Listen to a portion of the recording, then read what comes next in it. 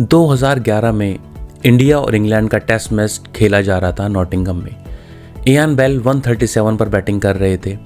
उन्होंने एक शॉट मारा और बॉल बाउंड्री के पास प्रवीण कुमार ने फील्ड किया और फील्डर ने विकेट को ब्रेक किया। इसी बीच में इयान बेल ने सोचा कि 4 रन्स हो गए हैं, तो वो क्रीज के बाहर थे और क्योंकि वो लास्ट बॉल थी टी ब्रेक से पहले की, वो कैजुअल हो गए थे थोड़ा। रिप्ले देखने के बाद ये पता चला इंडियन प्लेयर्स की अपील पर इयान बेल को आउट दिया गया, जिससे कि सब बहुत ज्यादा शॉक्ड हो गए। पूरे स्टेडियम के अंदर हूटिंग होने लगी। ब्रेक के दौरान धोनी ने सिचुएशन को असेस किया और उन्होंने ये डिसीजन लिया कि नहीं, ये फेयर प्ले नहीं था। उन्होंने टीम के बिहाफ पर उस डिसीजन को रिकॉल किया, जिसके बाद इयान बेल वापस खेलने के लिए आए। ये एक ऐसा डिसीजन है जिसको आज तक याद किया जाता है। अगस्त 2010 इंडिया और श्रीलंका के बीच में एक वनडे खेला जा रहा था, जिसमें सहवाग 99 पर बैटिंग कर रहे थे और बहुत ही धुआंधार बैटिंग कर रहे थे। इंडिया को जीत के लिए 1 रन चाहिए था और सहवाग को सेंचुरी के लिए भी 1 रन चाहिए था। उस समय बॉलिंग कर रहे थे सूरज, जो कि एक ऑफ स्पिनर थे श्रीलंकन टीम से।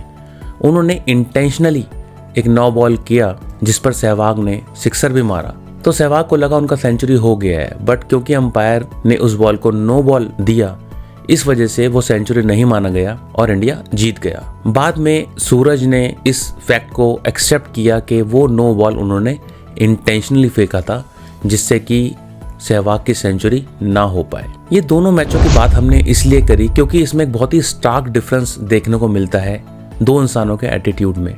जहां पर पहले मैच में धोनी ने एक बहुत ही पॉजिटिव एटीट्यूड को दर्शाते हुए एक ऐसा हिस्टोरिकल डिसीजन लिया, जिससे कि उनको उस ग्राउंड में स्टैंडिंग ओवेशन मिला और पूरे वर्ल्ड में उनकी वाहवाह हुई। पर दूसरे इंसिडेंट्स जो हमने इंडिया श्रीलंका का जिसकी बात करी, उसमें सूरज ने एक ऐसा डिसीजन लिया अपने नेगेटिव एटीट्यूड से, जिसकी वजह से श्रीलंकन टीम को वर्ल्ड के सामने आके माफ़ी मांगनी पड़ी और इस इंसिडेंट्स के बाद उस बॉलर का करियर भी इम्पैक्ट हुआ।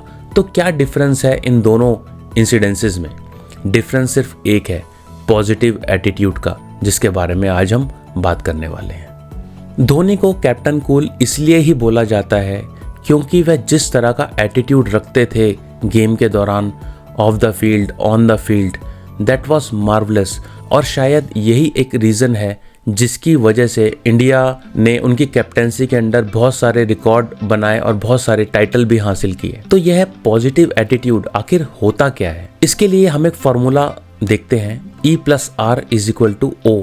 नहीं, ये कोई मैथ्स का फॉर्मूला नहीं है, ये एक सिंपल फॉर्मूला है जो डिपिक्ट करता है इवेंट प्लस रिस्पॉन्स = आउटकम। मतलब इवेंट के दौरान कोई भी इवेंट, हर किसी की लाइफ में रोज कुछ ना कुछ इवेंट हो रहा होता है, छोटा बड़ा सबकी लाइफ में होता है। उस इवेंट में आप रिस्पॉन्स क्या करते हैं, इससे डिसाइड होता है कि उस इवेंट का आउटकम क्या आएगा। तो जो उसमें वो रिस्पॉन्स पार्ट है, that depends upon your attitude. तो जहाँ पे पॉजिटिव एटीट्यूड से एक्शन होगा, वहाँ पे आउटकम अच्छा आएगा। हम आए दिन देखते हैं, हम रोड्स पर जब चलते हैं तो बहुत सारे जो लोग होते हैं वो इतने ज़्यादा बेचैन रहते हैं कि वो रेड लाइट पे शायद 15 या 20 सेकंड भी वेट करना नहीं चाहते। तो मान लीजिए एक रेड लाइट हुई, दिस इज़ एन इवेंट। वहाँ पे एक भाई साहब ने सोचा कि चलो यार, मैं तो बहुत जल्दी में हूँ, रेड लाइट क्रॉस कर जाता हूँ। तो ये उनका एक रिएक्शन है, जो कि एक नेगेटिव माइंडसेट से निकला हुआ रिएक्शन है। तो जैसे ही वो रेड लाइट क्रॉस करते हैं, उनको या तो पुलिस पकड़ लेती है या उनका एक्सीडेंट भी हो सकता है, क्योंकि क्रॉस रोड्स पे काफ़ी ट्रैफिक यहाँ से वहाँ चलते रहते हैं। और इन दोनों ही सिचुएशन में वो बाद में क्या बोलेंगे, यार मेरी तो किस्मत ही ख़राब है जो मेरे साथ ऐसा हुआ। पर सोचने वाली बात है, क्या यहाँ पर किस्मत ख़राब है या उनके उस एक्शन की वजह से ये आउटकम आया है? ये बहुत एपरेंट है कि शायद वो रेड लाइट पर वेट करते, उसको क्रॉस नहीं करते, आउटकम डिफरेंट हो सकता था। लाइकवाइज हमारी लाइफ में डेली बेसिस पे, हमारी फैमिली में, ऑफिसेज में, सोसाइटी में, रोड्स पर ऐसे इवेंट्स होते रहते हैं जहाँ पे हमें हमेशा कुछ ना कुछ एक एक्शन लेना होता है। तो उस एक्शन को लेते समय अपना एटीट्यूड हमेशा पॉजिटिव रखिए, बहुत ध्यान से सोचिए, क्योंकि एक गलत रिएक्शन शायद लाइफ में बहुत बड़े इम्पैक्ट ला सकता है। तो ये तो हुई एक अच्छे एटीट्यूड की बात। बट क्या अच्छा एटीट्यूड बाय बर्थ हमारे अंदर होता है? नहीं। एक पॉजिटिव एटीट्यूड एक स्किल है जो हम डेली सीखते हैं और डेली सीखनी चाहिए। तो कौन से ऐसी स्टेप्स हैं, कौन से ऐसे फैक्टर हैं जो पॉजिटिव एटीट्यूड को इम्पैक्ट करते हैं। मैं यहाँ पर आपके सामने कुछ फैक्टर्स रख रहा हूँ। इसके अलावा बहुत सारे फैक्टर्स हो सकते हैं, बट इन माय ओपिनियन ये फैक्टर मोस्ट इंपॉर्टेंट फैक्टर्स हैं जो आपके एटीट्यूड को इम्पैक्ट करते हैं। First and most important is problem solving approach. हमारी अप्रोच हमेशा प्रॉब्लम को सॉल्व करने की होनी चाहिए, ना कि नेगेटिव एस्पेक्ट को देखने की। जितना हम प्रॉब्लम सॉल्विंग अप्रोच रखेंगे उतना हमारा एटीट्यूड पॉजिटिव रहेगा। Second is self awareness. हमें हमेशा अपने बारे में पता होना चाहिए कि हम चीज़ों को लेके क्या सोचते हैं, और हमें हमेशा हमारी कमियों का भी पता होना चाहिए। अगर हमें हमारी कमियों का पता नहीं होगा तो शायद लाइफ में हम कभी भी उनको सुधारेंगे नहीं, और हमेशा शायद गलत डिसीजन लेते रहेंगे, और हमेशा हम एक ही केले के छिल के ऊपर फिसलते रहेंगे। Positive self talk. Positive self talk बहुत ज़्यादा ज़रूरी है, क्योंकि हम दिन में मैक्सिमम टाइम तो अपने से ही बात करते रहते हैं।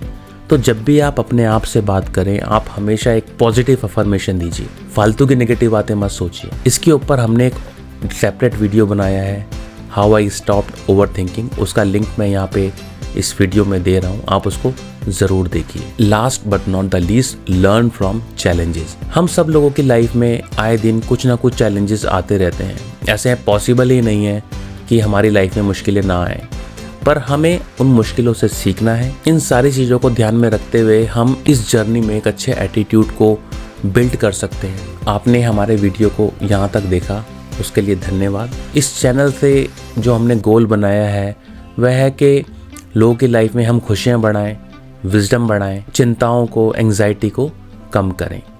तो प्लीज़ इन वीडियोस को शेयर कीजिए, चैनल को सब्सक्राइब कीजिए, जिससे कि एक लाइक माइंडेड कम्युनिटी बनाने में हम आगे बढ़ पाएँ और चैनल ग्रो कर सके। मिलते हैं अगले वीडियो।